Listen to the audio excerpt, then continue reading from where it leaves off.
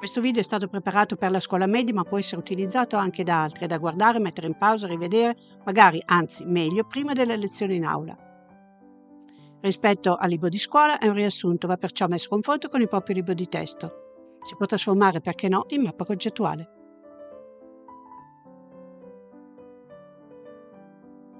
Nella prima parte, sulla fine del colonialismo, sono state delineate le premesse del processo che porta alla rapida e completa dissoluzione del sistema coloniale. Poi è stato raccontato in particolare cosa è successo in alcune colonie dell'Asia. In questa parte parliamo invece di un altro continente e andiamo in Africa.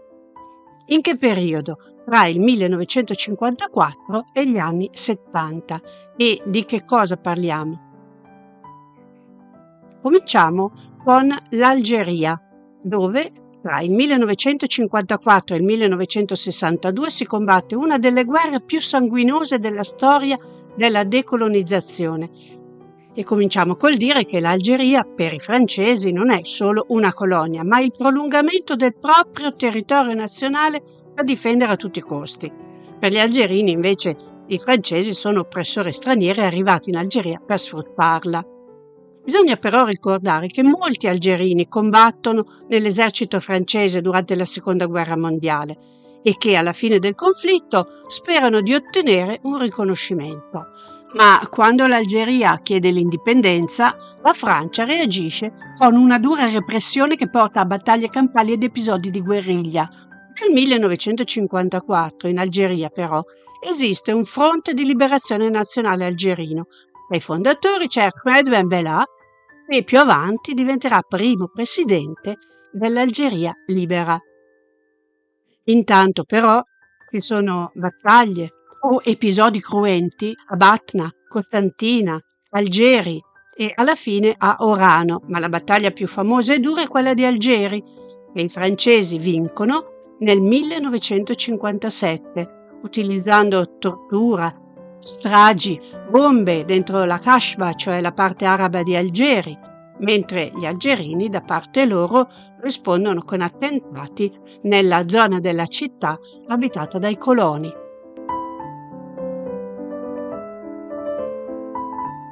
La situazione si aggrava, l'opinione pubblica francese comincia a chiedere al governo di abbandonare la causa dei coloni francesi in Algeria, ma dall'altra parte c'è addirittura il tentativo in Francia di un colpo di Stato di 2 generali, secondo i quali il governo non è in grado di controllare la sua colonia.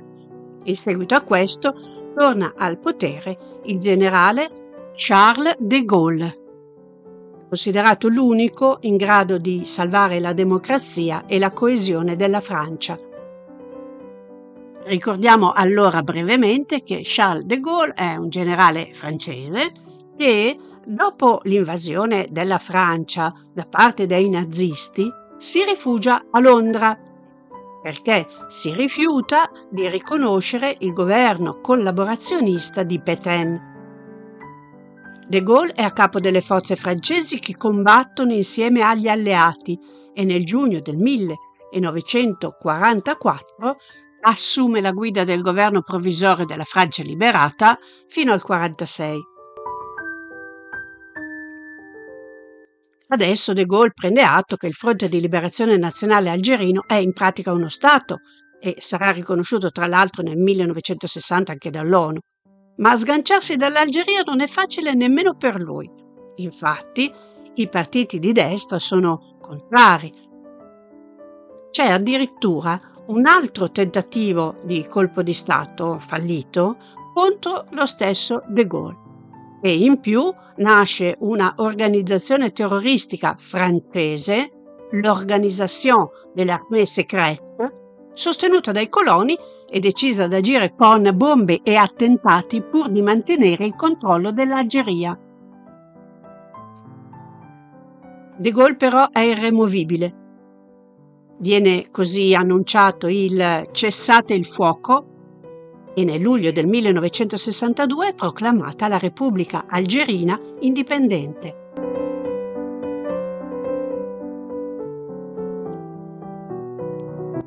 Spostiamoci in Congo. Il Congo è una colonia del Belgio che però alla fine degli anni 50 capisce di non poter più controllare quell'enorme territorio, anche perché in Congo esiste un partito indipendentista che ha al suo interno un'ala, cioè un gruppo rivoluzionario, guidato da Patrice Lumumba. I belgi cercano di isolare i rivoluzionari, ma nel 1960, quando viene proclamata l'indipendenza del Congo, anche se il nuovo presidente del Congo è filo-belga, a capo del governo c'è però Lumumba, che è anti-occidentale. Allora il Belgio, per continuare a controllare le zone del paese ricche di risorse minerarie, aiuta la costruzione di uno Stato secessionista. Secessionista significa che vuole separarsi dal Congo, nella provincia del Katanga, dove si trovano rame, uranio, diamanti e ferro. Inizia una vera e propria guerra civile tra Congo e Katanga. Nel 1961 Lumumba viene assassinato. Un suo seguace inizia una lotta armata nell'est del paese, ma gli Stati Uniti sostengono ora il colonnello Mobutu Sese Seko. Mobutu stronca la lotta armata, arriva al potere nel 1965 rimanendo nell'orbita americana e ribattezzando il paese Zaire. Zaire deriva dalla parola Nzeri, che viene a sua volta da una voce dialettale locale Nzadi, che significa fiume. Anche qui, per non disperderci troppo, aggiungiamo che Mobutu, una volta arrivato al potere, crea un partito unico, accumula un patrimonio personale di miliardi di dollari, mentre la crisi economica dello Zaire diventa insostenibile. In più, nel 1994, in seguito alla crisi di un paese vicino, il Ruanda, centinaia di migliaia di persone di un gruppo che si chiama Hutu si riversano nell'est dello Zaire, innescando una guerra civile con un altro gruppo, i Tutsi. È una guerra che Mobutu, ormai vecchio e malato, non riesce a tenere sotto controllo.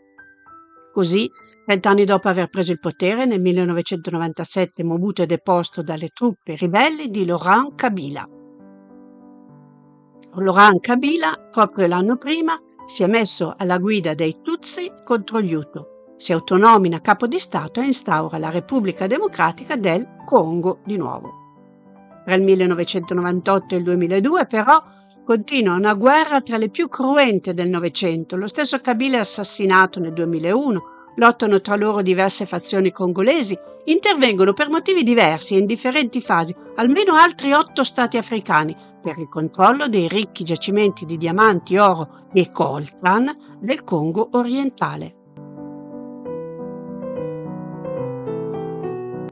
Ci spostiamo ora nel Sudafrica.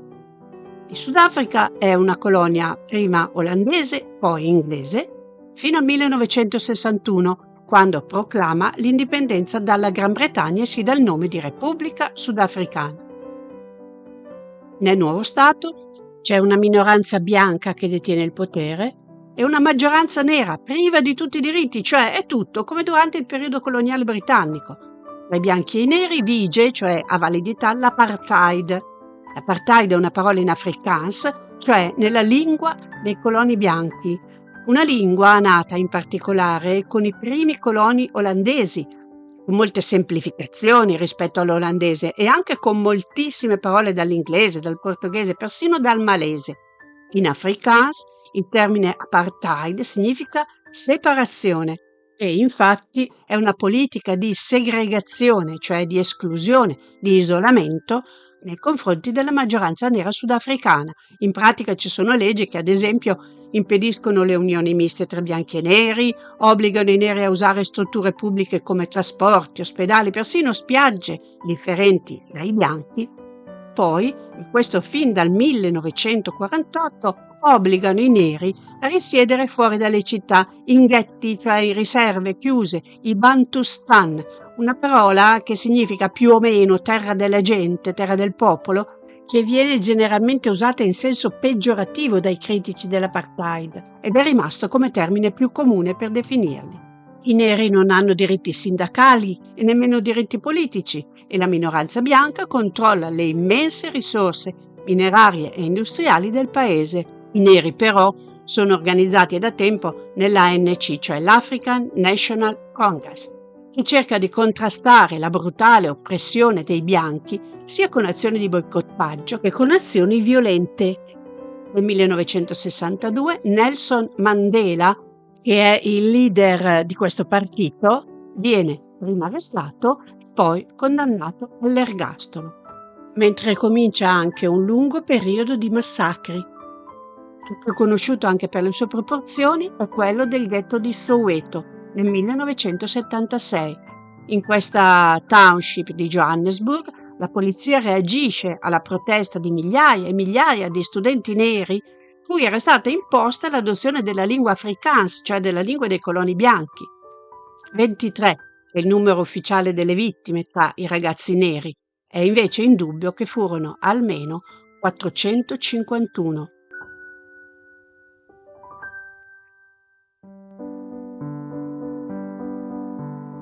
Anche per il Sudafrica salto avanti nel tempo, perché nel 1990 il presidente della Repubblica Sudafricana, che è bianco, Afrikaners, che si chiama Frederik de Klerk, annuncia la legalizzazione dell'ANC, dell'African National Congress, e la liberazione di Mandela e di altri prigionieri politici in cambio della rinuncia alla lotta armata.